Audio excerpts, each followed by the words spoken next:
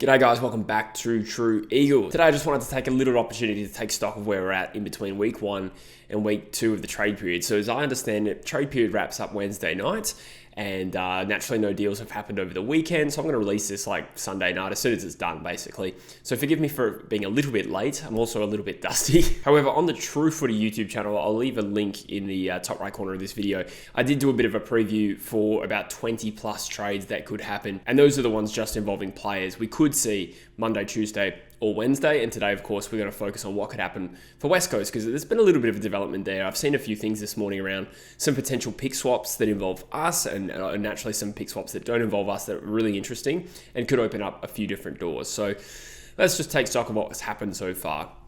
Darling and Graham, those are the two deals that have happened so far. Jack Darling has officially joined North, and Jack Graham is officially at West Coast. So naturally, the two deals remaining are Baker and Barrass. And obviously on Friday, the way that it was potentially going to unfold between us, Hawthorn and Richmond, obviously got thrown into chaos. But now a few other things have emerged that I still think can work out for us in getting these deals done. As I've said on this channel and the other one, I don't think this is going to result in either Barrass or Baker not happening. I think Liam Baker will end up at West Coast personally, and I think Barrass is certainly going to get to Hawthorn. So on the Liam Baker deal, I will point out that Fremantle are still having a real dip at getting him across, and they've offered 10, 11 and 18 for Baker and Shea Bolton. So that is a possibility, but as I've said on this channel and True Footy, and I won't repeat myself again, I just don't think that's going to be enough to get Liam Baker to come to Fremantle. At the end of the day, it's his decision. So we still need to satisfy Richmond somehow, and we'll get to that. I've got some options here that have been reported on, and I think could actually work out really well for us. And Tom Barrass, we do actually have news that we rejected an offer here from Hawthorn. It says they offered a future first, a future second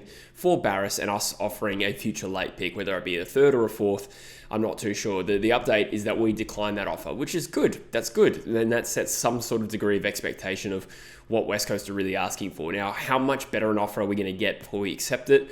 I'm not too sure. And it is nothing to suggest we're asking for 2 future firsts, which would be ballsy and an amazing result if we pull that off, if we get Hawthorn and Carlton's future firsts. I don't know if that's what we're asking for, nor is it something that I'm going to say that is likely to happen. However, I suppose it's possible. But are West Coast just looking for a future first and a future second? Is that going to be enough? It may end up that way. But we've at least said no to a deal that is only slightly worse than that. So that gives us a bit of a feel for what West Coast expectations are to some extent, and makes me feel a little bit relaxed that, you know, we're not going to do anything stupid if we're rejecting an offer like that. We've rejected another deal, this time from Carlton, and I'm really relieved about this. So it was reported that Carlton were trying to package 12 and 14 for West Coast pick 3.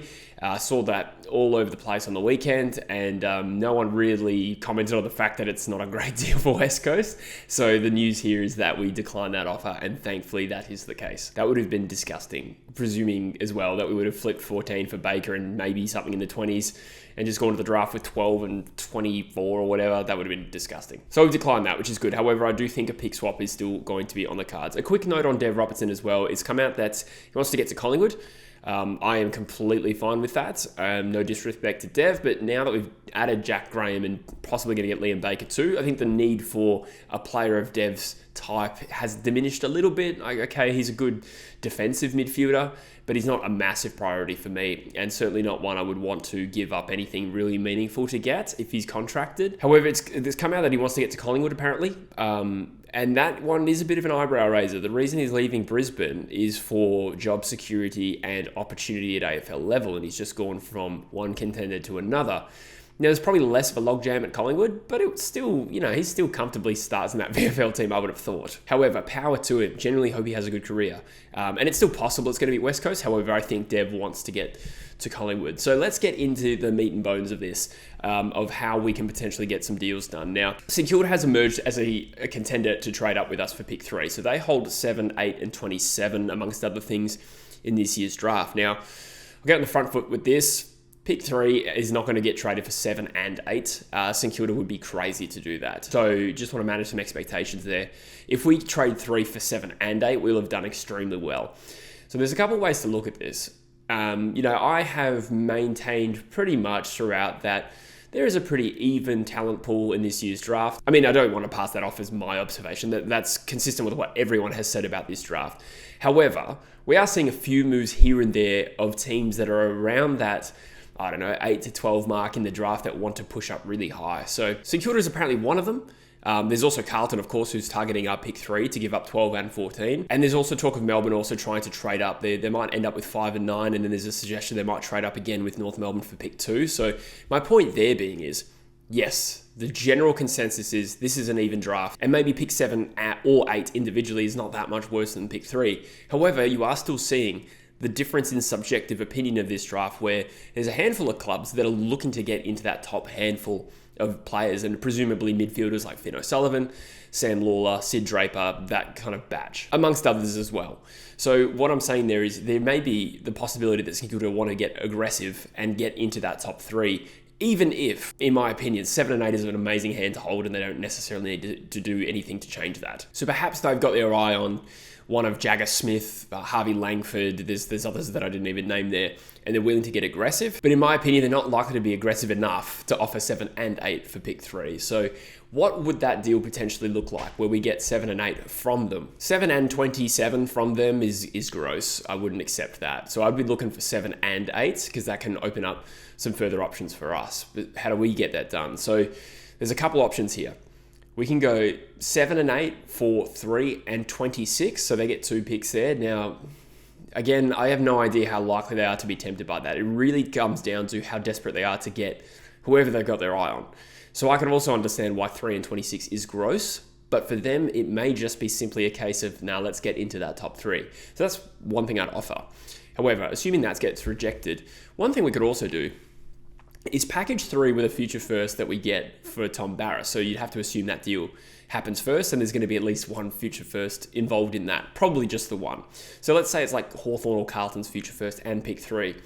Would we do that for 7, 8, and 27? What would you value Hawthorn or Carlton's future first? I mean, this year it was like pick 14 and pick 12 or something like that. Those are the 2 picks Carlton and Hawthorn had. And you could assume that they could improve a little bit, so that pick could get diminished. But let's assume it's around pick 15. So 7 and 8 for 3 and 15. They also throw us 27 on top of that. Now, why would we do that? Well, for a start, it opens up some opportunity to get Liam Baker. As I've said before, scoring over Richmond, walking Liam Baker to the preseason draft, these aren't really live options for us. So we're going to have to get creative to get it done. We'll have to offer something reasonable. So if we get 7, 8, and 27 at the expense of our future first from Hawthorn, likely a future pick 15, we would hold 7, 8, 26, 27, 63, and 68 in this year's draft. So 4 picks in the top 27 with our first pick being at 7. Now, the cost for us there is that we also move out of that top group of midfielders. At pick 7, is there a chance that one of them's still there? I think it's a decent chance considering there's always going to be bolters.